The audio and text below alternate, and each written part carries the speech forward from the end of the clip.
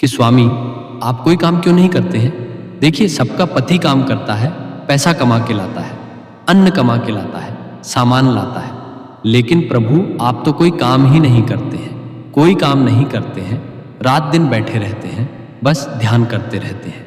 नमस्कार दोस्तों, कैसे हैं आप लोग? चलिए आज आप लोगों को फिर से बहुत सुंदर चर्चा सुनाते हैं। माता पार्वती जी और महादेव जी का बहुत सुंदर चर्चा आप लोगों को सुनाने जा रहे हैं, इसलिए चर्चा अंत तक सुनिए, क्योंकि जानते ही हैं कोई भी चर्चा हो वो आधा अधूरा नहीं सुनना चाहिए, कोई भी कथा आधा अधूरा नहीं सुनना चाहिए। तो चलिए ज्यादा बात नहीं करते हुए सुंदर सी चर्चा शुरू करते हैं। एक बार माता पार्वती जी महादेव जी के साथ कैलाश पर्वत पर बैठी हुई थी। दोनों पति पत्नी कैलाश पर्वत पर बैठे हुए थे और आपस में बात कर रहे थे। तब माता पार्वती कहती हैं कि स्वामी आप कोई काम क्यों नहीं करते हैं? देखिए सबका पति काम करता है, पैसा कमा के लाता है, अन्न कमा के लाता है, सामान लाता है, लेकिन प्रभु आप तो कोई काम ही नहीं करते हैं, कोई काम नहीं करते हैं, रात दिन बैठे रहते हैं, बस ध्यान करते रहते हैं और तो कुछ करते ही नहीं हैं। प्रभु हमको भी शौक लगता है कि मेरा पति कमाने के लिए जाए, कमा के कुछ लाए, तभी तो हम भी दूसरों को दिखाएंगे कि देखो मेरा पति भी कमा के लाया है। स्वामी आप कोई काम क्यों नहीं करते हैं? तब प्रभु कहते हैं कि पार्वती जी हम कौन सा काम करें, हमको कुछ नहीं आता है, हम कौन सा काम करें, हमको कुछ नहीं आता है, आप ही बताइए हम कौन काम करें। तब माता कहती हैं कि स्वामी आप खेती क्यों नहीं करते हैं? आप खेती कीजिए, जब खेती कीजिएगा तो वहां से अनाज लाइए, वह अनाज हम सबको दिखाएंगे कि देखो मेरा पति खेती करके लाया है, सो आप खेती कीजिए। तब महादेव जी कहते हैं कि पार्वती जी खेती तो हम कर लें, लेकिन मेरे पास एक ही बैल है और खेत तो है ही नहीं। खेती करने के लिए 2 बैल चाहिए होता है, तभी तो हम हल चलाएंगे। अब मेरे पास तो एक ही बैल है और खेत भी नहीं है, तो हम खेती कैसे करें? तब माता कहती है कि स्वामी आप श्री हरि विष्णु जी के पास क्यों नहीं चले जाते हैं? श्री हरि विष्णु जी के पास बहुत सारी गायें हैं, बहुत सारा बैल है, बहुत सारा खेत है, सो आप एक बैल श्री हरि विष्णु जी से ले लीजिए और उन्हीं से खेत ले लीजिए, फिर आप खेती कर लीजिए, उन्हीं के खेत में आप खेती कीजिए, आधा उनको दे दीजिए, आधा आप रख लीजिए। तब प्रभु कहते हैं, महादेव जी कहते हैं कि ठीक है। तब हम जाते हैं श्री हरि विष्णु जी के पास बैल और खेत मांगने के लिए। तब माता कहती है कि रुकिए स्वामी, रुकिए, आप जा तो रहे हैं श्री कृष्ण जी के पास, लेकिन ध्यान रखिएगा श्री कृष्ण जी बहुत छलिया है, वो छल बहुत जानते हैं, कहीं आपको बक ना बना दे। अब आप तो ठहरे भोला भाला, आपको तो कोई भी बक बना देगा, इसीलिए श्री कृष्ण के पास ध्यान से बात कीजिएगा और उनसे कह दीजिएगा कि जो अनाज उपजेगा ना, जो भी आप बोएंगे वो नीचे का श्री कृष्ण जी ले लेंगे और ऊपर का प्रभु आप ले लीजिएगा। आप ध्यान से उनसे बात कीजिएगा। अब माता तो जानती थी कि मेरे पति तो भोला भंडारी है, कोई भी ठग लेगा, इसीलिए माता समझा के भेजी कि जब श्री कृष्ण के पास जाइएगा तो उनसे कहिए कि जो अनाज होगा ना तो ऊपर का मेरा और नीचे का आपका, नीचे का बोल दीजिएगा श्री कृष्ण जी को लेने के लिए और ऊपर का आप ले लीजिए। अब माता तो सिखा के भेजी। प्रभु को अब गए प्रभु श्री कृष्ण जी के पास, श्री हरि विष्णु जी के पास प्रभु गए। अब जैसे श्री हरि विष्णु जी के पास प्रभु पहुंचे, महादेव जी पहुंचे, तो तुरंत श्री हरि विष्णु जी प्रणाम करते हैं, उठ के तुरंत प्रणाम करते हैं। फिर महादेव जी भी श्री हरि विष्णु जी को प्रणाम करते हैं।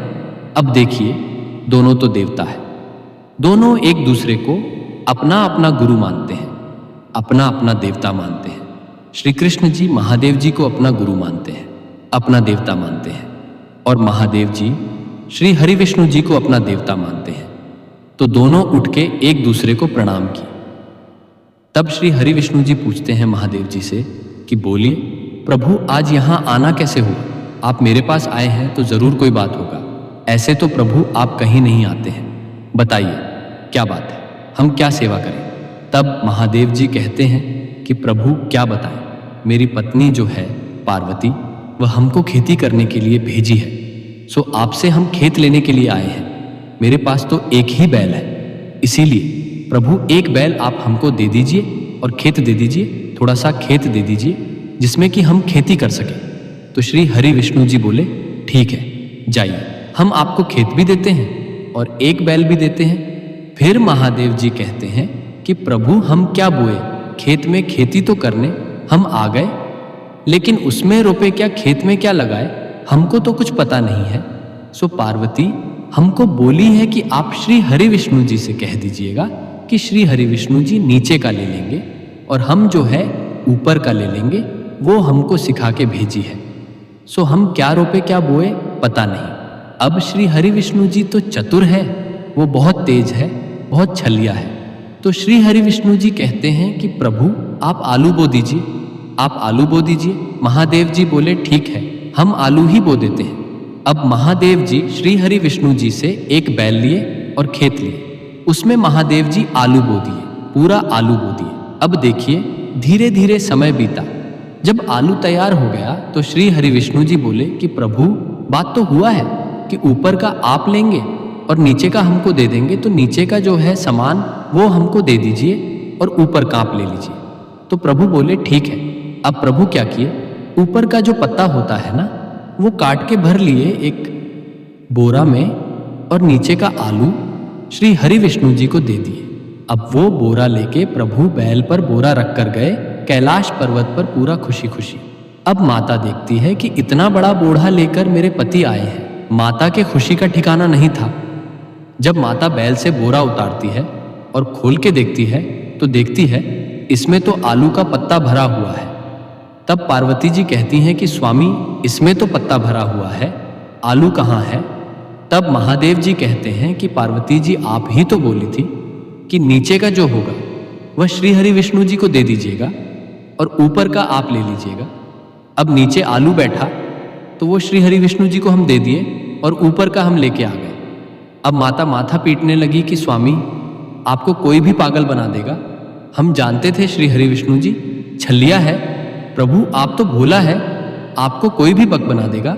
हम आपको बोले थे जाइए फिर से खेती कीजिए, आप जाइए और फिर से खेती कीजिए।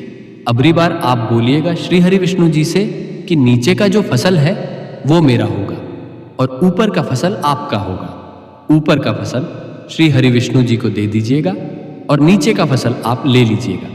अब प्रभु पूरा खुशी खुशी फिर श्री हरि विष्णु जी के पास आए। फिर श्री हरि विष्णु जी कहते हैं कि बताइए प्रभु, क्या सेवा करें? तब महादेव जी कहते हैं कि हम फिर से खेती करना चाहते हैं, हम फिर से खेती करना चाहते हैं, लेकिन अड्डी बार सिस्टम उल्टा होगा। अब बार बार उल्टा होगा। अबरी बार नीचे का फसल हम लेंगे और ऊपर का फसल प्रभु आप लीजिएगा। अब श्री हरि विष्णु जी मुस्कुराए बोले, ठीक है प्रभु, ऊपर का फसल मेरा और नीचे का फसल आपका। अब महादेव जी पूछते हैं श्री हरि विष्णु जी से कि ठीक है, हम खेती तो कर ले, लेकिन लगाएं क्या? खेत में हमको पता नहीं है, हम क्या लगाए? सो प्रभु आप ही बता दीजिए। अब महादेव जी श्री हरि विष्णु जी से पूछते हैं कि बताइए हम क्या लगाएं खेत में? तब श्री हरि विष्णु जी कहते हैं कि प्रभु आप गेहूं लगाइए, आप गेहूं लगाइए। महादेव जी बोले, ठीक है, इस बार हम गेहूं लगाएंगे। अब महादेव जी फिर श्री हरि विष्णु जी का खेत लिए और एक बैल लिए और खेती करने लगे। अबरी बार गेहूं लगाए। महादेव जी पूरा गेहूं बहुत अच्छा होगा। धीरे धीरे समय गुजरा, गेहूं पक गया। जब गेहूं पक गया तो बाधा के अनुसार ऊपर का फसल श्री हरि विष्णु जी रख लिए और नीचे का फसल जो था, नीचे तो फसल होता नहीं। अब गेहूं तो ऊपर में होता है, नीचे तो सिर्फ डेंटल रहता है। तो ऊपर का गेहूं जो है वो श्री हरि विष्णु जी रख लिए और नीचे का डेंटल प्रभु काट लिए, ऊपर का दे दिए श्री हरि विष्णु जी को और नीचे का डेंटल ढेर सारा लेके पोटली बना के फिर बैल पर रखे और गए माता पार्वती के पास। जब माता पार्वती बैल को आते देखी तो उनके खुशी का ठिकाना नहीं रहा कि अबरी बार मेरा पति बहुत सारा लगता है, अनाज लेके आए हैं। अब माता पार्वती जब बैल पर से वो बोरा उतार के देखती है तो देखती है इसमें तो गेहूं का डंठ है, गेहूं का डंठ है, नीचे का जो होता है वो है, ऊपर का फसल तो है ही नहीं। तब माता कहती है प्रभु से कि स्वामी इसमें तो केवल डंठ है, अनाज तो है ही नहीं। तब प्रभु कहते हैं, महादेव जी कहते हैं कि आप ही तो बोली थी ना कि अबरी बार ऊपर का फसल उनको दे दीजिएगा और नीचे का आप ले लीजिएगा। तो इस बार हम गेहूं बोए थे, इसीलिए ऊपर का फसल जो है श्री हरि विष्णु जी रख लिए और नीचे का डंट लेके हम आ गए। तब माता पार्वती कहती हैं, भगवान मेरा पति कितना भोला भंडारी है, फिर से बुरक बन के आ गए। फिर श्री कृष्ण जी इनको पूर्वक बना दिए। फिर माता पार्वती कहती हैं कि स्वामी, आपको हम बोले थे कि श्री हरि विष्णु जी छलिया है, फिर देखिए आपके साथ छल हो गया। ऊपर का अनाज जो था वह श्री हरि विष्णु जी रख लिए और नीचे का आप लेकर आए। तब प्रभु कहते हैं पार्वती जी से कि आप ही तो बोली थी कि ऊपर का उनको दे दीजिएगा और नीचे का आप ले लीजिएगा। तो हम नीचे का लेकर आ गए। अब माता पार्वती माथा पीटी और फिर प्रभु से कहती है कि जाइए फिर से खेती करके आइए, जाइए फिर से खेती कीजिए, फिर खेत लीजिए उनका और फिर से बैल लीजिए। एक बैल अपनी बार बोलिएगा कि जो ऊपर का भी मेरा और नीचे का भी मेरा, ऊपर का भी फसल मेरा, नीचे का भी फसल मेरा, बीच का जो फसल होगा वो उनको दे दीजिएगा।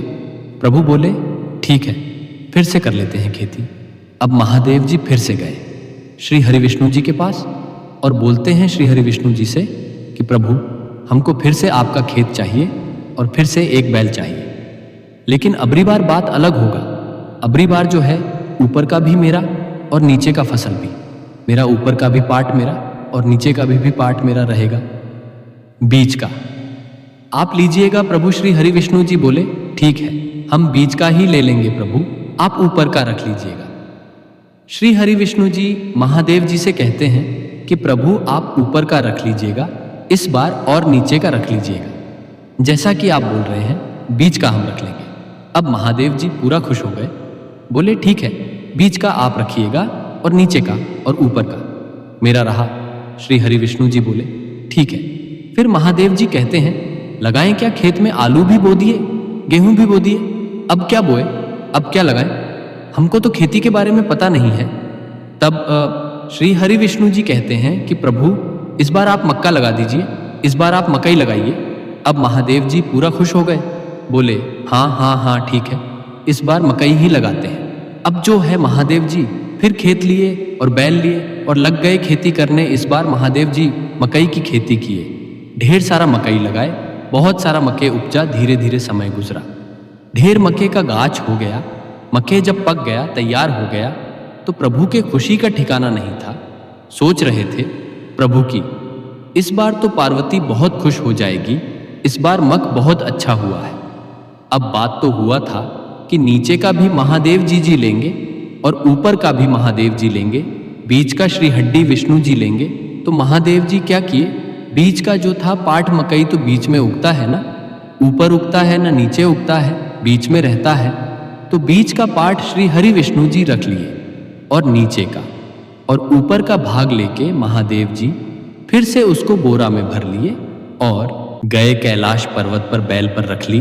और गए कैलाश पर्वत पर जब माँ देखी कि इस बार बहुत बड़ा बोरा है, तो माता के खुशी का ठिकाना नहीं था। माता के मन में शंका था, पता नहीं इस बार फिर कहीं छल न किए हो श्री कृष्ण जी। लेकिन फिर माता आई देखने के लिए। जब बोरा खोल के देखती है तो देखती है इस बार भी अनाज नहीं है, इस बार भी अनाज नहीं है, सिर्फ घास भूत से भरा हुआ है। तब माता माथा पीटती है और कहती है कि स्वामी आप तो रहने ही कीजिए, आप अब खेती नहीं कीजिए, आपको कोई भी ठग लेता है आपको। हम बोले थे श्री कृष्ण जी छलिया है, वह आपसे छल करेंगे। देखिए आप 3 बार खेती किए, तीनों बार अनाज श्री कृष्ण जी ही रखे, आपके हाथ सिर्फ घास भूस ही लगा। अब महादेव जी मुस्कुराए, बोले ठीक है, अब हम खेती नहीं करेंगे। महादेव